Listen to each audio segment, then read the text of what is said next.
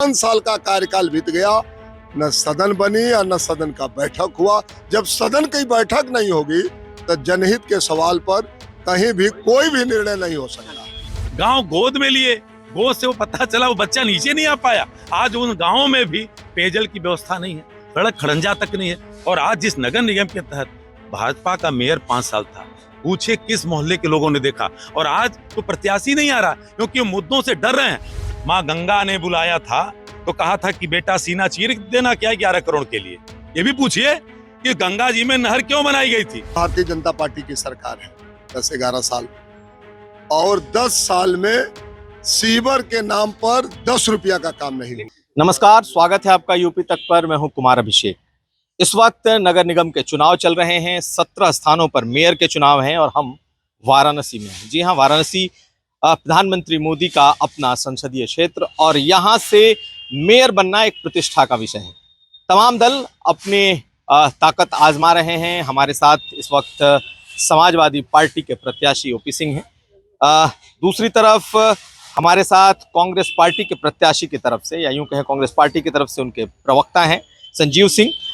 लेकिन बीजेपी के जो प्रत्याशी हैं, हमने उन्हें यहाँ बुलाया लेकिन वो यहाँ नहीं आए। हम जानना चाहेंगे उनका भी पक्ष, लेकिन फिलहाल हमारे साथ समाजवादी पार्टी के प्रत्याशी हैं। ये बताइए, बीजेपी के प्रत्याशी तो नहीं आए, आपको हमने बुलाया, आप आए। ये बताइए कि आप लोगों का एजेंडा क्या है, क्या लेकर के चुनाव लड़ रहे हैं। ऐसी जगह जो कहा जा रहा है ये तो बीजेपी का गढ़ है, बीजेपी पहले भी जीतती रही है, बीजेपी फिर जीतेगी, लेकिन आपको क्या लगता है कि आपका एजेंडा क्या है और आप कैसे जीतेंगे इस भारी भरकम बीजेपी के सामने? पिछले 25 साल से भारतीय जनता पार्टी के यहाँ मेयर है और सदन में भारतीय जनता पार्टी की बहुमत है। पिछले कई वर्षों से जिस तरीके से शहर में मकान टैक्स के रूप में लूट भारतीय जनता पार्टी द्वारा की जा रही है, इससे जनता में आक्रोश है। शहर के मेन रोड पर चमक धमक दिखती है, लेकिन बनारस गलियों का शहर है। गलियों का हाल बहुत ही बुरा है। गलियों में सीवर बजबजा रहा है, शुद्ध पेयजल की सप्लाई नहीं है, कूड़े का अंबार है और टैक्स की लूट मची है। पानी शुद्ध नहीं मिलता है। सीवर की व्यवस्था पिछले 10 साल में, हम सबका सौभाग्य, हम लोग सोचे कि देश के प्रधानमंत्री जी, इस शहर के सांसद, देश के प्रधानमंत्री जी एक बार फिर पुनः दूसरे बार 10 साल में कहीं भी सीवर पर कोई काम नहीं हुआ, पेयजल पर कोई काम नहीं हुआ। पेयजल और सीवर पर कोई काम ना हो, हम गांव से शहर के तरफ आते हैं, 3 सुविधा शहर में हमको मिलती है, बिजली, पानी, सीवर। ये तीनों कुछ नहीं हुआ। और लाइट तो समाजवादी पार्टी के सरकार में ही 24 घंटे मिलती थी, इनके द्वारा कुछ नहीं किया गया। बिजली के हम लोगों ने देखा कि बिजली के तार हट गए, सड़कें चौड़ी चौड़ी दिखाई दे रही हैं। कहा यह गया कि बिजली 24 घंटे, अब पूरी तरीके से 24 घंटे बिजली भी आ रही है, सड़क भी चौड़ी हो गई है। इन बातों में कोई दम है कि नहीं? कहीं सड़क, शहर की कोई सड़क चौड़ी नहीं हुई है। सड़क पहले से बनी हुई थी, उस पर पॉलिश मार दिया गया है, और खंभे पहले के बिजली के थे, उसमें लाइट लग गई है। तो केवल मेन रोड का चमक धमक, जिससे आदरणीय प्रधानमंत्री जी को, आदरणीय मुख्यमंत्री जी को जिस सड़क से आना जाना है, वो सड़क ठीक हो गई है, वो मेरा मानना है। लेकिन बनारस, फिर मैं आपसे कह रहा हूँ कि बनारस गलियों का शहर है, गलियों में कोई विकास नहीं हुआ। उसी तरीके से तार की भी अंबार है, उसी तरीके से सीवर पहले की तरह बजबजा रहे हैं। और एक उदाहरण के रूप में, जहाँ से हमारे महापौर के प्रत्याशी हैं, उसी वार्ड में मैं रहता हूँ। अब पिछले 6 बार से लगातार मैं नगर निगम में चुनाव जीत के जाने का मुझे सौभाग्य प्राप्त हुआ। और जिस वार्ड में मेरे महापौर के प्रत्याशी रहते हैं, मैंने कल दैनिक जागरण के डिबेट में इस बात को उठाया था, उस वार्ड में शुद्ध पेयजल की व्यवस्था नहीं है। चलिए, प्रधानमंत्री की योजना है हर घर नल योजना, उस पर भी हम पूछेंगे। लेकिन इस वक्त हमारे साथ जो कांग्रेस के प्रत्याशी हैं, उनके तरफ से, कांग्रेस पार्टी की तरफ से उनके प्रवक्ता हैं। इन्होंने तो बिल्कुल लोकल मुद्दे की बात की कि यही हमारा इस बार का एजेंडा होगा। कांग्रेस पार्टी का क्या एजेंडा है? देखिए, ये स्थानीय चुनाव, ये मुद्दा जो है यहाँ पे रहता है, स्थानीय मुद्दा ही रहता है इस चुनाव में। क्योंकि अगर जिन मुद्दों की बात करें तो मुझे लगता है कि ये खबर पर्याप्त होगी कि वाराणसी प्रधानमंत्री जी का संसदीय क्षेत्र जो है, ये पहला शहर है हिंदुस्तान का जिसके पास अपना कोई सदन नहीं है। ये तो विकास है, नगर निगम का अपना कोई सदन नहीं है। और अगर गलत कह रहा हूं तो बिल्कुल ओपी सिंह इतने समय से पार्षद हैं, कोई नगर निगम में अगर मेयर चुन के आ रहा है, बन रहा है, तो क्या इसकी कोई बैठक नहीं होती, कोई सदन नहीं है? आपने बड़ा अच्छा सवाल किया। पिछले 5 साल के कार्यकाल में हर महीने 2 बैठक होनी चाहिए सदन की मिनिमम, और पिछले 5 साल में टोटल 6 बैठक हुई है। कहाँ हुई?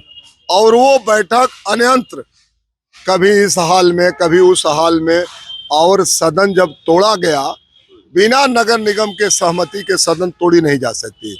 तोड़ते समय अधिकारियों द्वारा और नगर निगम के जो भी अफसर थे उनके द्वारा यह कहा गया कि ये सदन, यहाँ रुद्राक्ष का निर्माण हो रहा है और सदन का निर्माण तत्काल करा दिया जाएगा। 5 साल का कार्यकाल बीत गया, न सदन बनी और न सदन का बैठक हुआ। जब सदन की बैठक नहीं होगी तो जनहित के सवाल पर कहीं भी कोई भी निर्णय नहीं हो सकता। तो आपने जो बात कही, इन्होंने इसकी पुष्टि कर दी। आप वही दूसरी तरफ ये है कि जब बैठक नहीं होगी, चर्चा पर चर्चा नहीं होगी कि किस विकास के किस मद में कहाँ खर्च होना है। 3 मिलीमीटर की बारिश हुई अभी 5 दिन पहले, यहाँ के गलियों में सीवर का पानी युक्त जो पेयजल आने लगा, सीवर बजबजाने लगा। सड़कें जो आप देख रहे हैं, इसका रंग रोगन चमक कर देने से केवल कि मुख्यमंत्री जी, प्रधानमंत्री जी कहाँ से गुजरेंगे। 125 से ज्यादा बार मुख्यमंत्री जी आ गए। थोड़ा मुख्यमंत्री जी से कहिए कि जो 84 गांव जोड़े गए हैं, 90 से जो 100 वार्ड किए गए, उन गांवों की दशा देख लें।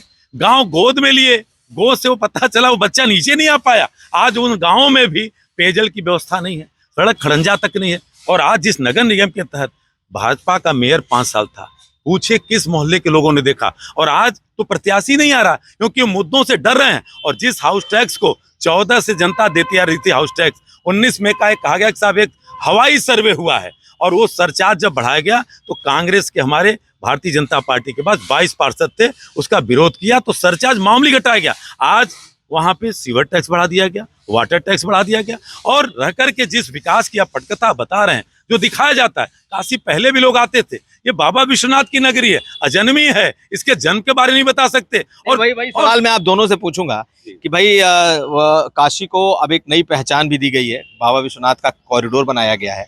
तो कॉरिडोर को लेकर के क्या विचार हैं? कहा प्रधानमंत्री जी इसको बहुत बड़े लेवल पर शोकेस करते हैं, दुनिया भर से लोग आ रहे हैं काशी कॉरिडोर को देखने। आपके क्या विचार हैं? फिर मैं कांग्रेस पार्टी की। नहीं, कॉरिडोर, बाबा विश्वनाथ का मंदिर पहले भी था, अब पहले भी इसी तरीके से शरणार्थी आते थे, आज भी आ रहे हैं। ऐसा नहीं है कि कोई नई चीज है और उससे कहीं कोई नई चीज दिख रही है। तो ये बाबा विश्वनाथ के नाम पर दर्शन करने वाले आते हैं, वो कॉरिडोर देखने नहीं आ रहे हैं, वो बाबा को दर्शन करने आ रहे हैं। कॉरिडोर ठीक है या बना है या नहीं, कॉरिडोर से हम सहमत हैं। यदि कॉरिडोर में जो भी निर्माण हुए हैं उस पर मेरी कोई आपत्ति है, लेकिन दर्शनार्थी जो आ रहे हैं वो बाबा का दर्शन करने आ रहे हैं, न कि कॉरिडोर देखने। संजीव जी, आप कॉरिडोर के विरोध में हैं या आपको लगता है कि कॉरिडोर अच्छा बना? मैं काशी की जो आध्यात्मिक धरोहर है उसके संरक्षण की बात कर रहा हूँ। कहाँ छेड़छाड़ है? बता रहा हूँ। प्रधानमंत्री जी का वीडियो है, एक बार फिर से देखिएगा, यूट्यूब पे चलते हैं। कहते हैं 40 मंदिरों को यहाँ के लोगों ने कब्जा कर लिया। अगर बताइए कोई कब्जा कर लेगा तो सरकार उसको अवार्ड क्यों देती है, मुआवजा क्यों देती, उसको जेल भेजे। और वो 40 मंदिर आज भी गायब हैं। प्रधानमंत्री जी से कह रहा हूं आपके चैनल के माध्यम से कि नरेंद्र मोदी जी, आपने जो कहा था हम बनारस के आपके मतदाता हैं, वो हमारे 40 मंदिर कहाँ हैं जो काशी पुराण में वर्णित है? वो वट वृक्ष क्यों कटवा दिया आपने? इलाहाबाद के किले में वट वृक्ष को तो खोल करके वहां का ताला दिखवाने का काम किया, 25 रुपए टिकट लगा करके। और पूरे हिंदुस्तान में 3 जगह वट वृक्ष है, एक बनारस में बाबा विश्वनाथ के मंदिर के बगल में था, दूसरा गया में और तीसरा इलाहाबाद में। यहाँ का वट वृक्ष क्यों काटा गया? हमारे पास जो विनायकों की मूर्तियां थी वो क्यों तोड़ी गई? और यहाँ पे सैकड़ों सरकार की तरफ से जो हम लोगों को जानकारी दी गई वो कि जितनी भी वहां मूर्तियां निकली सबको वहां पर स्थापित किया जाना है, किया जा रहा है। लेकिन आप ये जो मूर्ति तोड़ने की बात करते हैं या फिर वट वृक्ष को काटने की बात कर रहे हैं, ये किस आधार पर आप कह रहे हैं? बहुत अच्छी बात कही। सरकार से एक जानकारी अभिषेक जी आप और लीजिए। माँ गंगा ने बुलाया था तो कहा था कि बेटा सीना चीर देना क्या 11 करोड़ के लिए। ये भी पूछिए कि गंगा जी में नहर क्यों बनाई गई थी, क्या माँ गंगा उसके लिए भूखी थी, क्या बाबा विश्वनाथ के बगल में जो फूड प्लाजा बनाया गया है वो तो पहले भी था। कोई पता चलता है गुजरात की कंपनी आ रही है इडली सांभर बेचने के लिए, उसके लिए था क्या। मैं कह रहा हूं कुछ कॉरिडोर में अगर वो मंदिर होते, अभिषेक जी एक सेकंड, वो मंदिर होते, बिल्कुल उसको हम मानते हैं दर्शनार्थी उसके लाता, वो दुखी होता है, वो कहता है वो मंदिर कहाँ चले गए जिसकी हम पूजा करने आते थे, वो उसको खोजता है। पहले का भी अगर हम आपसे बात ही कर ले तो पहले का मंदिर तो बड़ा ही कंजस्टेड, गलियां, लोगों को दर्शन के लिए मुश्किलें थी। अब तो बड़ा खुला खुला सा है, बहुत सारे लोग अच्छा सवाल किया आपने। 1918 में राष्ट्रपिता महात्मा गांधी आए तो इसको सनद कर लीजिएगा, मोदी जी ने झूठ बोला था। राष्ट्रपिता महात्मा गांधी ने तब कहा था कि जो बनारस की सर्पाकार गलियां हैं ये बाबा विश्वनाथ के अलंकार को अलंकृत करती हैं, इन गलियों में गंदगी रहती है, इसको दूर किया जाए। और कहा गया गंदगी को कौन दूर करने को कहे, 276 मकान जबरन गिरा दिए गए, मंदिर गिरा दिए गए, सैकड़ों मूर्तियां तोड़ दी गई। तो आपको लगता है आप जो बातें कह रहे हैं आम लोग आपकी बातों से सहमत हैं, लोग तो खुश हैं? यहाँ का काशी वासी इस बात से सहमत नहीं है। आप उस भीड़ में जाइए, वो दर्शनार्थी बाहर के आते हैं, वो भी कहते हैं कि वो मूर्तियां कब आएंगी जो तोड़ के निकाल दी गई। मेरा सवाल पूछूंगा, यहाँ तो बड़े बड़े काम की बात होती है, टेंट सिटी, 4 लेन, चारों तरफ इसके परिक्रमा की जो है सड़क, काशी कॉरिडोर, आपको लगता नहीं है कि बनारस की एक नई पहचान, बड़ी पहचान बनी? देखिए, बनारस की पहचान बाबा विश्वनाथ से है, हम सबकी पहचान बाबा से है। किसी के निर्माण से, कोई कार्य करा देने से बनारस की पहचान नहीं है। बनारस सांस्कृतिक नगरी है, देश के ऐतिहासिक नगरी है, इसकी खुद की अपनी पहचान है। और जो उम्मीद थी हम लोगों को प्रधानमंत्री जी से, उस उम्मीद पर प्रधानमंत्री जी यहाँ काम कराने में खरा नहीं उतरे। और एक चीज उदाहरण के लिए कि 10 साल से भारतीय जनता पार्टी की सरकार है, 10-11 साल, और 10 साल में सीवर के नाम पर 10 रुपया का काम नहीं हुआ। लेकिन लोग तो वोट बीजेपी को कर रहे हैं ना, सारे चुनाव तो बीजेपी जीतती जा रही है। अब बीजेपी को इस चुनाव में बीजेपी के खिलाफ काशी की जनता वोट करने जा रही है और समाजवादी पार्टी के पक्ष में वोट करने। आपसे ही पूछ लेते हैं, बीजेपी ही जीतती जा रही है सब चुनाव, कांग्रेस तो बिल्कुल हाशिए पे चली गई। मुझे लगता है कि पिछला चुनाव परिणाम आप देखेंगे तो कांग्रेस पार्टी दूसरे स्थान पे थी नगर निगम के मेयर के चुनाव में, और इस बार भी हमारे प्रत्याशी महामना की बगिया के बीएचयू के पूर्व अध्यक्ष रहे श्री अनिल श्रीवास्तव भारी मतों से जीतने जा रहे हैं। और उनका एक ही नारा है कि बनी रहे काशी, बची रहे काशी, हम काशी की धरोहर को सुरक्षित और संरक्षित करेंगे। और यहाँ पे जो हाउस टैक्स के तहत और वाटर टैक्स के तहत, सीवर टैक्स के तहत जो नगर निगम से लूट है, उससे काशी वासियों को राहत दिलाएंगे। बहुत शुक्रिया। तो हमारे साथ दोनों प्रत्याशी आज मौजूद रहे। हालांकि बीजेपी के प्रत्याशी की भी उम्मीद थी लेकिन वो नहीं आए। हमने स्थानीय स्तर पर जो मुद्दे हैं वो लोगों से जानना चाहा और प्रत्याशी और पार्टी निश्चित तौर पर इस बार स्थानीय मुद्दों को ही लेकर लोगों के बीच जा रहे हैं। देखना यह है कि क्या काशी की रवायत बदलेगी या फिर जिस तरीके से बीजेपी जीतने की मशीन बनी हुई है एक बार फिर जीत कर वापस आती है। उदय गुप्ता के साथ कुमार अभिषेक, यूपी तक के लिए, वाराणसी।